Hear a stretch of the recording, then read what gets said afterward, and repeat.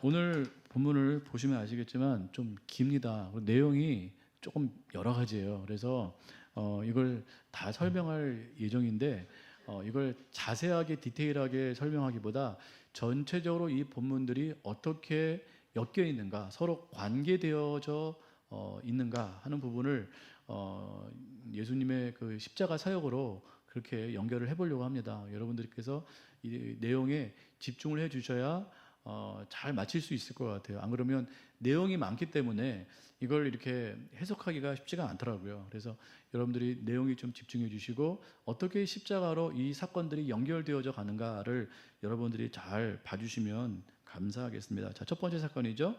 첫 번째 사건, 사람들이 중풍병자를 예수님 앞에 데리고 왔는데 침상채 메고 왔습니다. 그 예수님께서 본문을 보시면 그 사람들의 믿음을 보셨다. 그 사람들의 믿음을 보시고 중풍병자의 죄를 용서해 주셨다라는 말씀이 있습니다. 자, 2절 말씀입니다. 시작. 침상에 누운 중풍병자를 사람들이 데리고 오거늘 예수께서 그들의 믿음을 보시고 중풍병자에게 이르시되 작은 자야 안심하라 내 죄사함을 받았느니라. 그렇죠? 사람들의 믿음을 보시고 중풍병자의 병을 고치신 것이 아니고 의도와는 다르죠. 중풍병자의 죄를 용서하시는 장면이 나옵니다. 좀 이상하죠? 그들의 믿음을 보시고 그들의 목적은 중풍병자의 병이 고쳐지는 것인데 병은 고치시지 않고 먼저 죄를 먼저 사해 주셨다라는 거예요. 죄 사함을 선포하셨다라는 것입니다.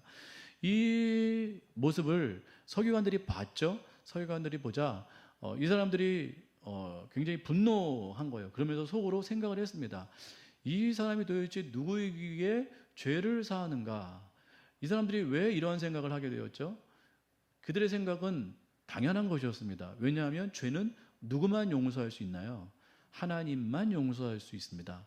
죄는 하나님만 사할 수 있는 그런 권한이 있고 능력이 있는 것인데 예수라는 이 사람이 갑자기 그 중풍병자의 병을 고치는 것이 아니고 네 죄가 용서받았다라는 말을 하니까 이 서기관들이 이제 분노에 찬 그러한 속 이야기를 했던 것이었습니다. 예수님께서 그것을 아시고 이제 그 자들에게 이렇게 물으셨습니다.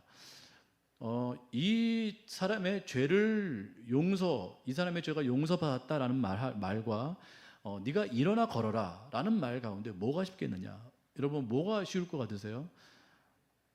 저도 이게 좀 이제 여러 가지 의견을 보니까 이렇게 정답은 없더라고요. 죄를 용서하신다는 말이 쉬울까? 아니면 일어나 걸어라. 네 병이 고쳐졌으니 일어나 걸어라라는 말이 더 쉬울까? 예수님에게는 똑같겠죠. 그러나 사람들이 볼 때는 뭐가 더 쉬울까요? 제가 볼 때는 네가 네 죄가 용서받았다라는 말이 더 쉬울 것 같아요. 왜냐하면 일어나 걸어라 하면 이 사람이 못 걷는 사람이 걸어야 되니까 이건 능력이 필요한 거잖아요. 그런데 죄사함을 받았다라는 것은 이 사람이 죄사함을 받았는지 안 받았는지 모를 수 있기 때문에 사람의 입장에서는 죄사함을 받았다라는 말이 더 쉬울 것 같아요. 근데 예수님께서 그와 같이 말씀하십니다.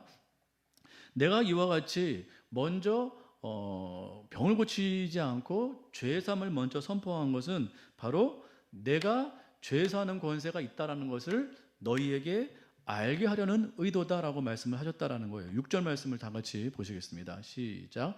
그러나 인자가 세상에서 죄를 사하는 권능이 있는 줄을 너희로 알게 하려 하노라 하시고 중풍병자에게 말씀하시되 일어나 내 침상을 가지고 집으로 가라 하시니까 그러니까 먼저 한 것은 중풍병자에게 병을 고치신 것이 아니고 네 죄가 용서받았다라는 선포예요. 그 말이 더 쉽지만 예수님께는 이롭진 않죠. 왜냐하면 능력으로 병을 고치시는 것이 더 이롭지 죄사함 받았다라는 이 말을 하는 것은 예수님께 별로 이롭지가 않습니다. 또 그 말을 하면 중상모략에 걸릴 수 있는 요소가 되는 거예요. 왜냐하면 신성모독에 죄가 걸려있기 때문에 그렇습니다. 그럼에도 불구하고 예수님께서는 이 목적을 위해서 죄사하는 그 권세가 있다라는 이 목적을 이루시기 위해서 예수님께서 이 말씀을 먼저 선포하셨다라는 거예요. 이 사람의 죄가 용서받았다. 이 사람이 의도하지도 않았고 이 사람이 어떠한 조건이 먼저 있지 않았음에도 불구하고 예수님께서는 그들의 믿음을 보시고 병을 고치신 것이 아니고 죄 사함을 먼저 선포하시고 그렇게 하셨다라는 것이에요. 이것은 바로 예수님께 죄 사하는 능력이 있다. 이 말은 뭐죠? 예수님은 죄를 용서하시는 하나님이다라는 것을 지금 선포하고 있는 이 놀라운 사건이라는 것입니다. 예수님은 어떠한 분이시죠? 예수님은 우리의 모든 죄를 다 용서하실 수 있는 전능하신 하나님이신 것을 우리가 믿습니다. 그렇죠? 이것을 믿으셔야 돼요. 예수님의 목적은 바로 그것입니다.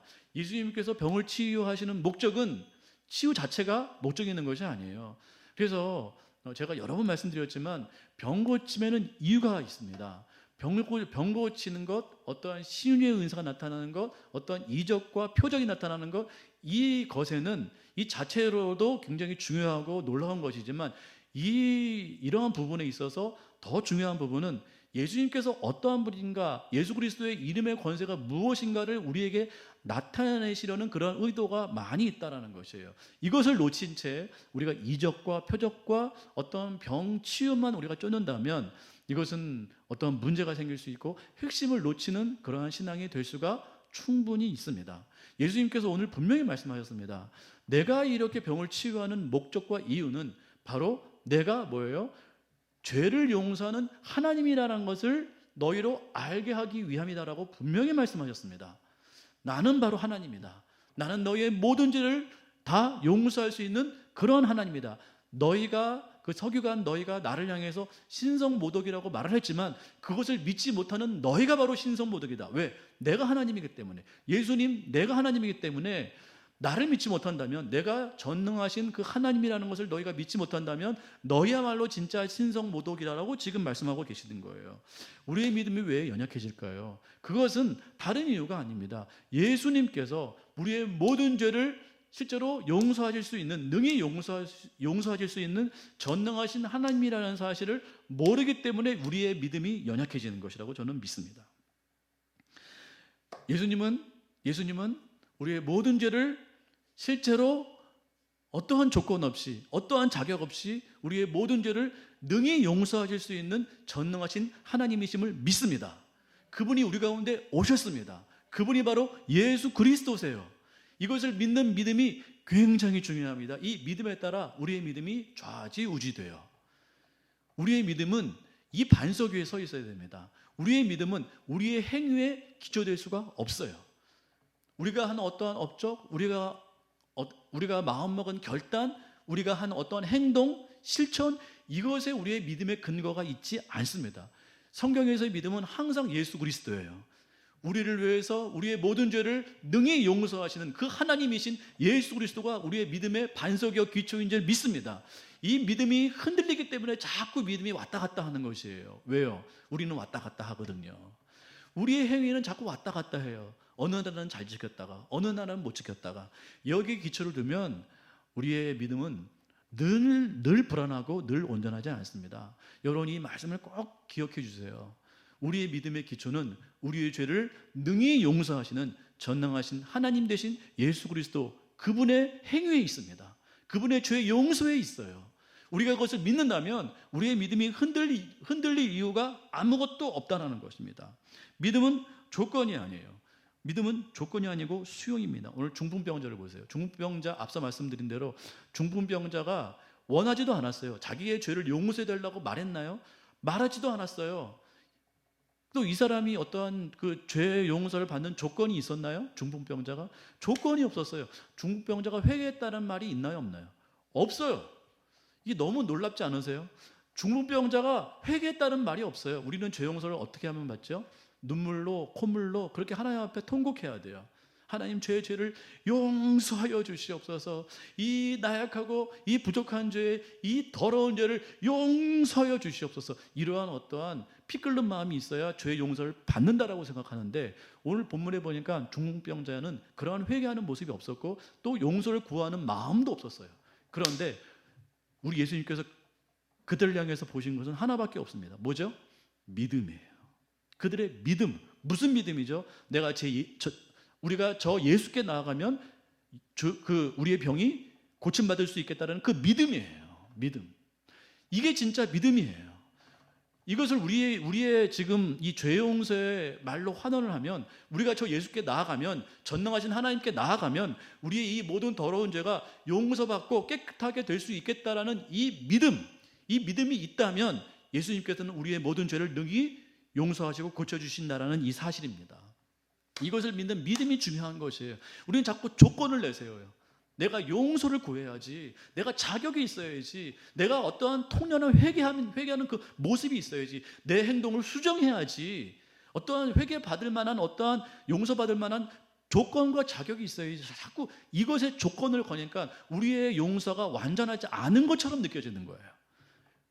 회개한 것 같지 않으니까. 그런데 오늘 예수님께서 보시는 건 하나밖에 없는 거예요. 믿음이에요. 그 믿음도 조건이 아닙니다. 우리의 투철한 믿음, 결단 있는 믿음, 그 믿음이 아니고 내가 저 예수께 나아가면 병고침 받을 수 있겠다라는 믿음이에요.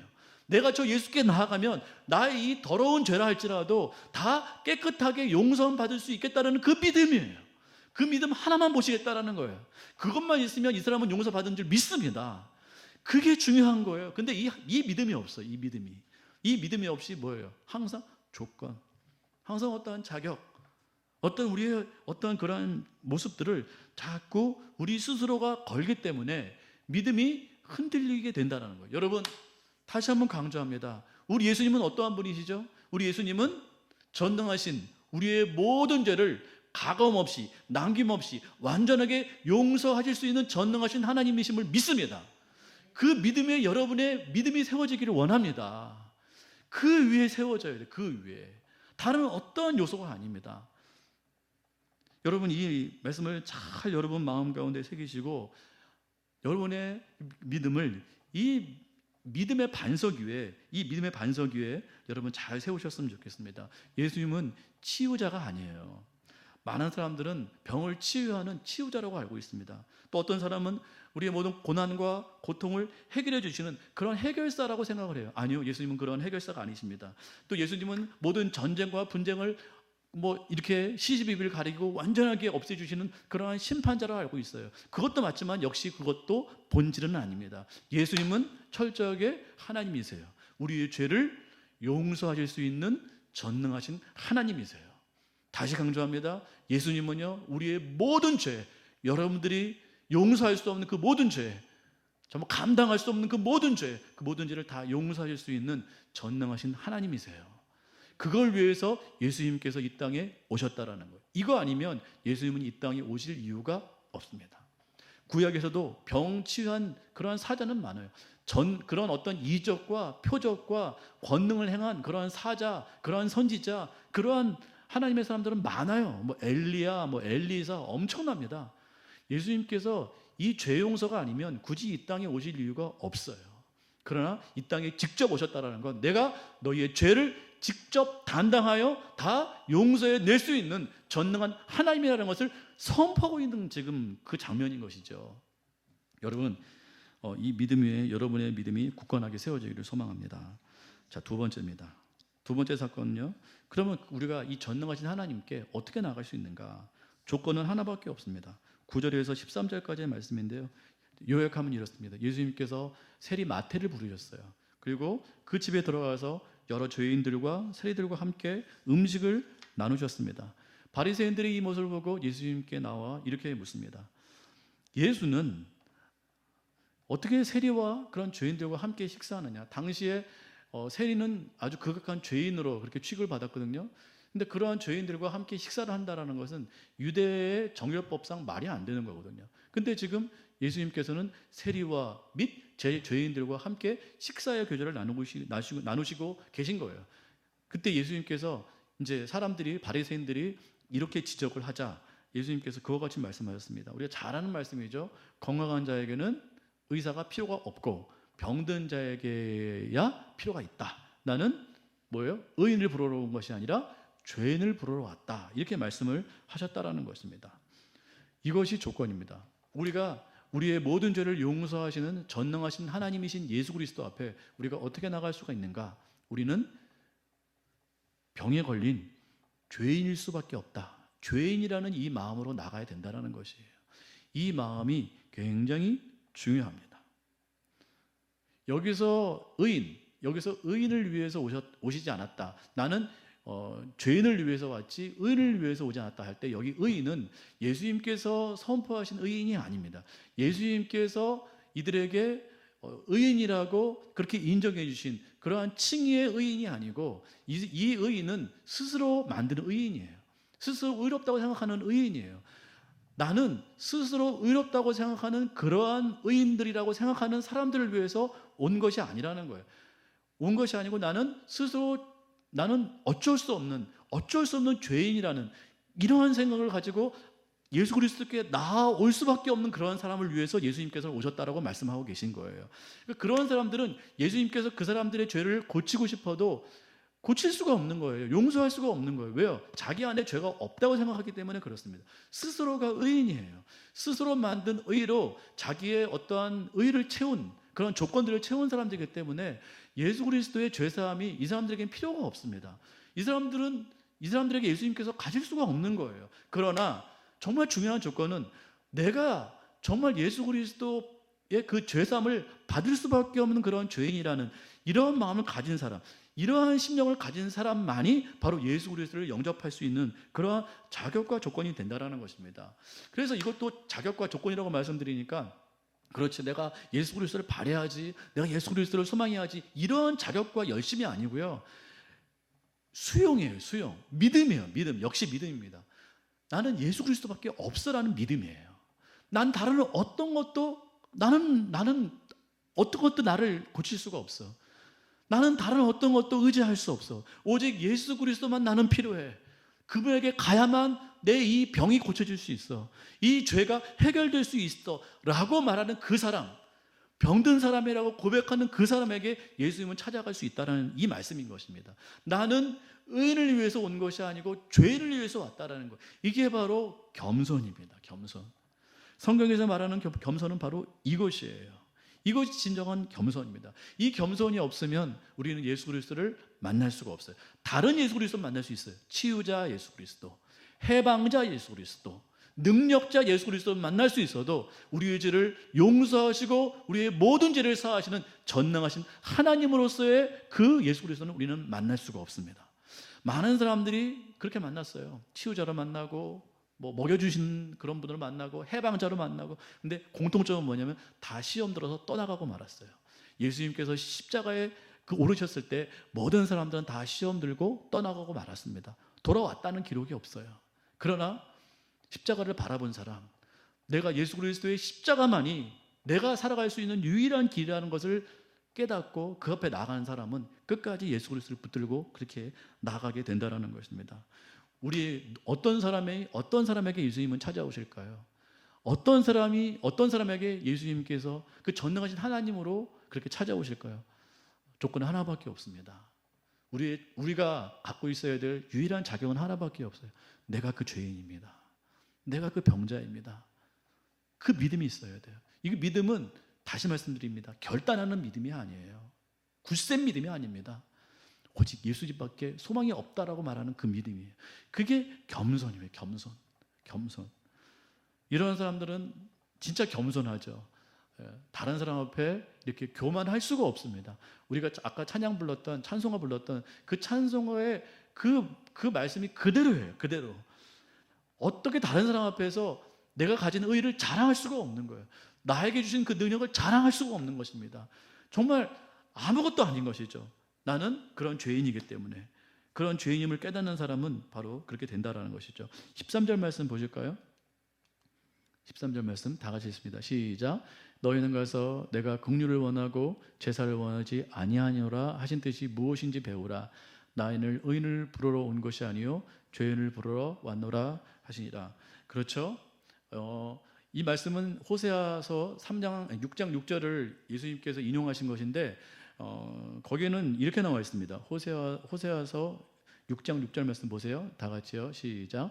나는 인애를 원하고 제사를 원하지 아니하며 번제보다 하나님을 아는 것을 원하노라.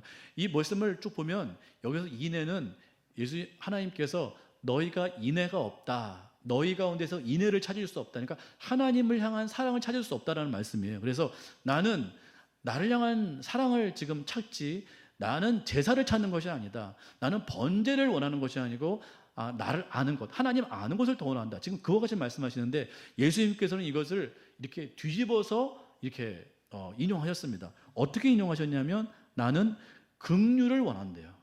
그러니까 똑같은 말씀인데 나는 긍휼을 원한대요. 인애 대신 긍휼을 썼는데 이 긍휼은 하나님의 긍휼입니다. 예수님께서 뒤집어서 말씀하신 거예요. 하나님은 우리의 인애를 찾는다고 말씀하셨는데 이 인애를 예수님께서 긍휼로 바꾸시면서 이 긍휼을 하나님께서 우리에게 베푸시는 긍휼로 말씀하신 거예요. 그래야 다음 구절이 해석이 됩니다. 나는 긍휼을 원한다. 그래서 나는 의인을 부르러 온 것이 아니라 죄인을 부르러 왔다. 하나님의 긍휼, 예수 그리스도의 긍휼을 지금 말씀하고 계신 거예요. 그 긍휼을 따라 나를 찾는 그 죄인을 나는 구하러 왔다라고 지금 말씀하고 계신 거예요. 그러니까 애초에 하나님께서 찾으신 인애는 바로 하나님의 긍휼이었다라고 지금 말씀하고 계신 거죠. 하나님은 긍휼로서 우리를 부르고 계십니다.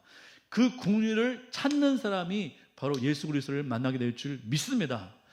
하나님은, 예수님은 긍휼을 찾는 사람을 찾고 계신 거예요. 긍휼을 찾는 사람은, 이게 뒤집어서 말하면 불쌍히 여김을 찾는 사람이에요. 주여 나를 불쌍히 여겨 주시옵소서. 나는 죄인일 수밖에 없습니다. 그런 사람을 우리 예수님은 찾고 계신 거예요. 그런 사람이 자격이 됩니다. 우리가 뭘 한 건 아무 소용이 없어요. 우리가 뭘 이룬 것 아무 의미가 없어요. 지금 내가 뭐 잘낸 것, 뭐 어떻게 사는 것, 내가 얼마나 행한 것, 내가 사람들에게 어떠한 평가를 받는 것 아무 의미가 없어요. 예수님께서 원하시는 건 믿음 하나예요. 어떤 믿음이요? 주님, 저를 불쌍히 여겨 주시옵소서. 저는 죄인일 수밖에 없습니다. 예수님 아니면, 전능하신 예수님의 그 죄 용서함 아니면 어디 가서도 저는 죄 용서 받을 수 없습니다라고 말하는 그 사람, 그 사람에게 예수님은 찾아오시는 거예요. 근데 우리 스스로 의인이라고 말하는 사람 만날 수가 없어요. 교회 와도 만날 수가 없어요. 저 산속 기도원에 아무리 가도 그 가운데 만날 수가 없어요. 아무리 대단한 그러한 성전에 가도 예수님을 만날 수가 없어요. 만날 수 있는 조건 하나밖에 없어요. 주님, 저는 죄인입니다. 주님 아니면, 예수 그리스도의 그 긍휼이 아니면 저는 용서 받을 수 없습니다. 그 긍휼을 찾는 사람, 불쌍히 여김을 구하는 사람, 그 사람이 진짜 겸손한 사람이에요. 어떤 사람은요, 불쌍히 여긴다고 그러면 되게 기분 나빠하세요. 내가 그지야? 내가 뭐 못난 사람이야? 어디가 하자가 있어? 왜 나를 불쌍히 여긴대? 왜 나를 구제해? 왜 나를 그렇게 도우려고 해? 그 사람 교만한 사람이에요. 우리 인생은요, 하나님으로부터 도움 받아야 사는 사람이에요. 그 사람도 가만히 보면 자기 혼자 성공한 게 아니에요. 다 도움 받았어요. 하나님의 은혜 가운데 그렇게 살 수 있었어요. 근데 몰라요. 자기 힘으로 성공한 줄 알아요. 자기의 능력으로 그렇게 이룬 줄 알아요. 교만한 사람입니다. 우리 가운데는 당연히 없어요. 그러나 우리도 어떠한 한순간이라도, 저도 마찬가지입니다, 자꾸 속는 것 같아요. 하나님의 긍휼보다 다른 걸 의지할 때가 저도 많아요. 저도 막 대놓고 교만하다고 그렇게 말하고 싶진 않아요. 그런데 저도 모르게 속아요. 예수 그리스도의 긍휼을 더 구하지 않아요. 더 그 놀라운 긍휼을 구하지 아니하고 그냥 다른 어떤 것들, 내가 의지하는 것들, 내가 생각하는 것들, 내가 소망하는 것들, 내가 이룬 것들, 이런 것들에 관심이 더 많아요. 그거에 우리의 소망이 더 많아요. 아닙니다. 그러면 우리는 예수 그리스도를 점점 만날 수가 없는 것 같아요. 그러면 그 사역이 어떻게 우리의 죄를 용서하는가, 그 말씀 보도록 하겠습니다. 14절 15절에 그 말씀이에요. 어떻게 예수님께서는 우리 가운데 그 죄 용서의 사역을 이루시는가. 14절 15절 말씀 그러시고요. 15절 말씀 보시면 다 같이 읽어보겠습니다. 15절 시작. 예수께서 그들에게 이르시되 혼인집 손님들이 신랑과 함께 있을 동안에 슬퍼할 수 있느냐. 그러나 신랑을 빼앗길 날이 이르리니 그때는 금식을 할 것이니라. 갑자기 금식의 말씀이 나와요. 이 금식은 갑자기 나온 그러한 금식이 아닙니다. 그러니까 세례 요한이죠. 세례 요한의 제자들이 예수님께 와서 바리새인들은 금식을 하는데 왜 당신들은 금식을 하지 않습니까? 금식의 날인데 왜 당신들은 금식하지 않습니까? 이렇게 말을 하자 예수님께서 그와 같이 말씀하시는 거예요. 15절과 같이 지금은 금식할 때가 아니라는 거예요. 지금은 금식할 때가 아니라 지금은 그러니까 신랑은 예수 그리스도죠. 예수님이 너희와 함께 있기 때문에, 내가 너희와 함께 있기 때문에 지금 금식할 날이 아니지만 언젠간 신랑 되신 예수 그리스도를 빼앗길 날이 올 것이다. 그 날이 어떤 날이죠? 바로 십자가에 달리시는 그 날이에요. 십자가에 달리시는 그 날에 너희가 슬퍼함으로 금식하게 될 것이다. 그 날에 금식해라. 이렇게 말씀하시는 거예요. 금식할 그 날은 바로 십자가의 날입니다. 자, 이걸 연결해서 우리가 좀 말씀을 나누면, 예수님께서는 우리에게 어떻게 죄 용서의 사역을 하시는가, 전능하신 하나님께서 어떻게 우리를 용서하시는가, 그것은 바로 십자가의 사역으로 죄 용서를 하신다는 거예요. 다른 어떤 방법이 아니고 대속의 그러한 사역으로, 대속의 사건으로, 십자가의 사건으로 우리의 죄를 용서하신다라고 말씀하고 계신 거예요. 다른 방법은 없나요? 없어요. 하나님이신 예수님께서, 그리고 하나님의 아들이신 그 예수 그리스도께서, 우리의 인간의 몸을 입고 오신 그 예수 그리스도께서 십자가에 달려 돌아가시지 않고는 우리의 죄가 결단코 용서되지 않아요. 왜냐하면 우리의 모든 그 본질적이고 지엽적이고 또 우리의 본성적인, 우리의 전체적인 죄가 예수 그리스도께 전가되어 그 죄가 십자가에서 죽어야만 되기 때문에 십자가에서 밖에 우리의 죄를 용서할 수가 없는 것이에요. 대속, 구원사역 외에는 우리의 죄를 용서할 수가 없어요. 말로, 선포로, 이적으로, 능력으로 안 돼요. 안 되니까 예수 그리스도께서 인간의 몸으로 이 땅에 오셨잖아요. 그것밖에 방법이 없어요.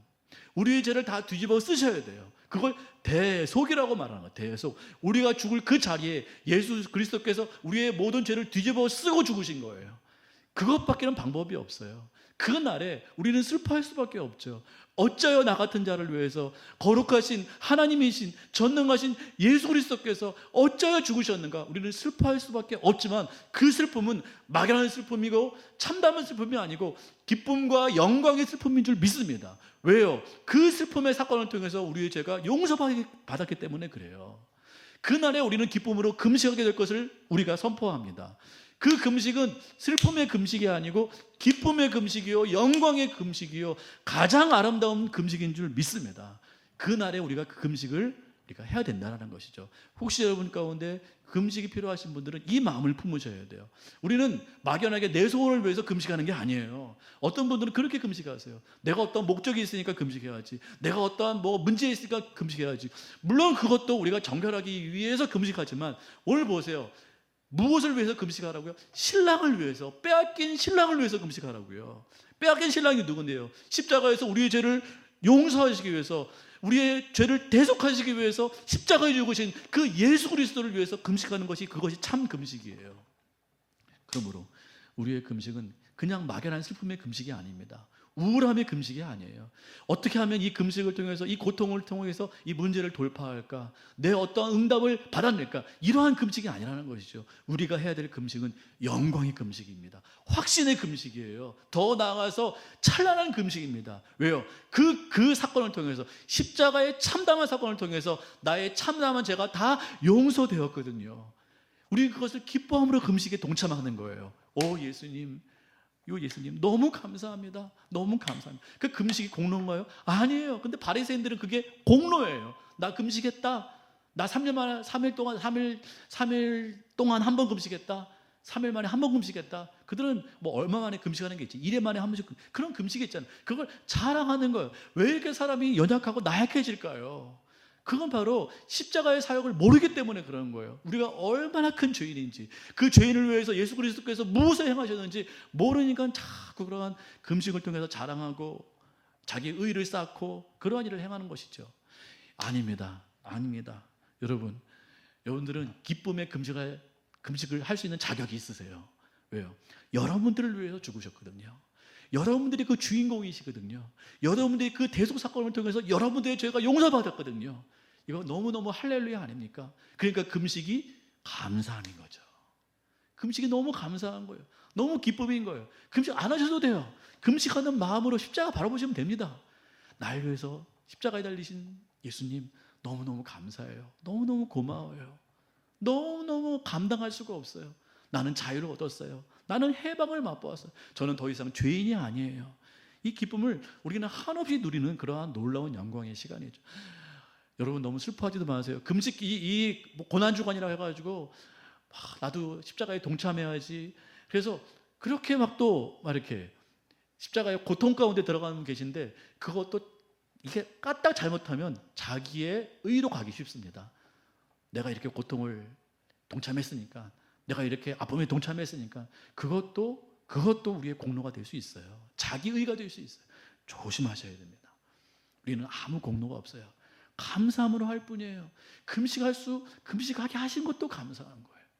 그 다 감사해요. 모든 게 다 감사한 거예요. 왜요? 날 위해서 다 주셨잖아요. 십자가 위해서 다 쏟아 주셨잖아요. 이거 너무너무 감사한 것이죠. 너무너무 감사한 겁니다. 그래서 그 감사함으로 우리가 모든 것을 감당할 수 있다고 저는 믿습니다. 자, 그렇다면 마지막 우리가 어떤 마음으로 이제 이걸 받을 것인가? 어떤 마음으로 받을 것인가? 마지막에 보니까요, 16절 17절 말씀이 이런 말씀이 있어요. 생배 조각과 새 포도주의 비유입니다. 생배 조각은요, 새로운 배 조각이라는 뜻이에요. 그러니까 날생, 생배. 여러분 잘 모르겠는데 저도 인터넷 봤는데요, 배가 그러니까 새 배가 낡은 옷에 이렇게 딱 붙이면, 그걸 기우면, 그게 물에 딱 젖으면 그 배가 싹 수축이 된답니다. 수축이 되면서 여러분이 잘 아시겠죠. 배가 수축되면서 낡은 옷을 찢는데요. 그걸 말하는 거예요. 그러니까 새로운 배 조각을 낡은 배 옷에 딱 붙이면 그게 그 물에 딱 이렇게 수축이 되면서 낡은 옷을 찢는. 그래서 새로운 이 생배 조각은 새로운 옷에 붙여야 된다. 찢어지지 않고 탄탄한 그 옷에 붙여야 된다. 그 말씀하시는 거예요. 새 포도주 똑같은 비유죠. 새로운 포도주는 낡은 부대에 이렇게 넣으면요, 이게 삭기 때문에 이 포도주가 강하잖아요. 그 알코올 농도가. 그러니까 낡은 부대는 터져요. 그게 왜 이렇게 얇아지잖아요. 이렇게 오래되면. 그러니까 새로운 포도주, 그 독성 있는 새로운 포도주는 뭐예요? 새로운 가죽 부대에 담아야 맞다라고 지금 말씀하시는 거예요. 그렇지 않으면 뭐예요? 낡은 옷은 터지게 되고 낡은 가죽 부대도 터지게 된다. 지금 그걸 말씀하시는 거예요. 지금 무엇을 말씀하시는 걸까요? 십자가의 말씀을 하시면서 왜 이 말씀하시는 거죠? 너희의 패러다임을 전환해라. 무슨 패러다임으로? 십자가의 패러다임으로. 이전에 낡은 옷이 뭡니까? 낡은 포도주 그 부대가 뭡니까? 율법주의예요.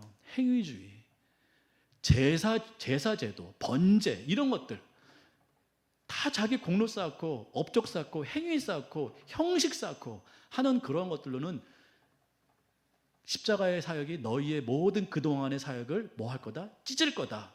그거를 터뜨릴 거다. 감당할 수 없을 거다. 유대인들이 실제로 그랬어요. 바리새인들, 서기관들, 율법 교사들, 이런 사람들은요, 다 터져버렸어요. 기존의 어떠한 사역 가지고는 예수 그리스도의 새로운 사역을 감당할 수가 없고 다 토해내버리는 거예요. 결국 십자가에 못 박아버렸잖아요. 감당할 수 없으니까. 지난주에 봤잖아요. 우리를 떠나소서. 이게 말이 됩니까? 예수님께서 거기서 귀신을 쫓아냈는데 그 사람들 뭐라고 그럽니까? 그 가다라 사람들이 우리를 떠나소서. 우리를 떠나소서. 이적을 보고도 떠나게 만드는 거예요. 왜요? 감당할 수가 없으니까. 터져버리는 거예요. 그러니까 우리의 신앙을 새롭게 하셔야 돼요. 무슨 신앙으로? 무슨 신앙으로? 우리의 신앙을 무슨 신앙으로? 십자가의 신앙으로 전환시키셔야 돼요. 여전히 낡은 사고방식으로 십자가를 대하시면 우리의 낡은 그 신앙 사고방식은 터져야 될 것입니다. 반드시 어떤 문제가 생길 수밖에 없는 거예요. 십자가 사역은 십자가의 마음으로 받으셔야 돼요. 이제는 새 정부가 들어섰죠. 저는 어느 정파도 말하고 싶지 않습니다. 새 대통령이 들어오면 새 정부가 들어서야 되는 거예요. 그렇죠? 안 그러면 그 정부는 오합지졸되겠죠. 싸우게 되겠죠. 그렇게 되는 거예요. 그러니까 우리 안에서 계속해서 싸우는 거예요. 마귀와 하나님이 싸우는 거예요. 성령과 육신이 싸우는 거예요. 자꾸 옛 것들이 몰아지게 되는 거, 물러나게 되는 거예요. 우리 안에 아직도 옛 것을 가지고 공로주의, 업적주의, 율법주의, 내 자랑주의, 교만주의, 남 판단하는 판단주의, 이러한 우리 가운데 알게 모르게 있는 이 모든 것들을 가지고 십자가 사역을 맞이하면 그 십자가의 신앙을 온전히 담아낼 수가 없습니다. 새 포도주는 새 부대에 담으셔야 돼요. 십자가 사역을 여러분 새 마음으로 받으시기를 바라겠습니다. 담으시길 바라겠습니다. 그럴 때 여러분들이 그 십자가의 사역으로 엄청나게 성장하게 될 거예요. 엄청나게 성장하게 될 거예요. 여러분의 삶이 완전히 변화가 될 거예요. 그건 예수 그리스도께서 그렇게 행하시기 때문에 그렇습니다. 그러한 놀라운 역사가 여러분 가운데 강력하게 일어나기를 소망합니다.